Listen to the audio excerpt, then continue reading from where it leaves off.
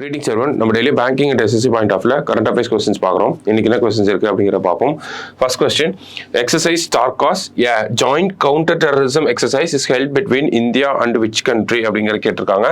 So டார்கஷ் அப்படிங்கிறது பார்த்தோம்னா ஒரு கவுண்டர் டெரரிசம் எக்ஸசைஸ் யார் கூட சேர்ந்து பண்றோம் அப்படின்னா அமெரிக்கா கூட சேர்ந்து தான் பண்றோம். ஓகேங்களா, United States of America.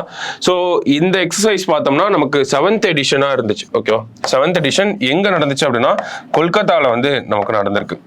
Counter terrorism exercise இந்த டைம் அர்பன் ஏரியாஸை ஃபோக்கஸ் பண்ணி நடத்தியிருக்காங்க. ஓகேவா.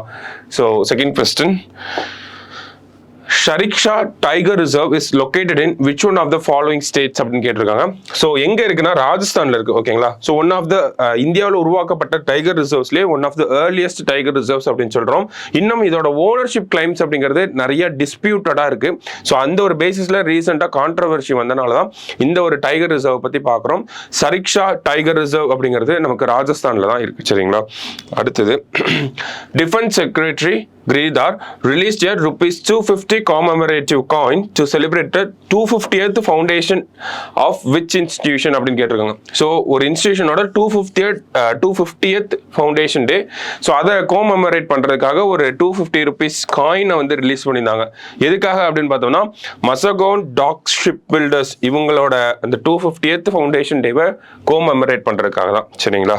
ஸோ அடுத்தது, to which country the government of India has announced humanitarian assistance worth $1 million to deal with floods அப்படின்னு கேட்டிருக்காங்க.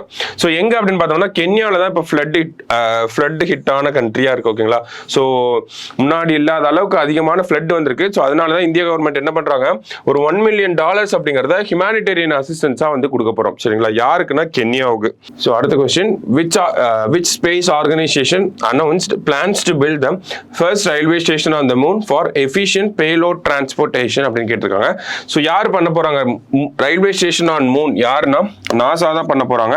ஸோ அதனுடைய பேர் என்னன்னு வச்சிருக்காங்கன்னா ஃப்ளோட் அப்படின்னு சொல்லி வச்சிருக்காங்க. ஓகேங்களா. Float in the sense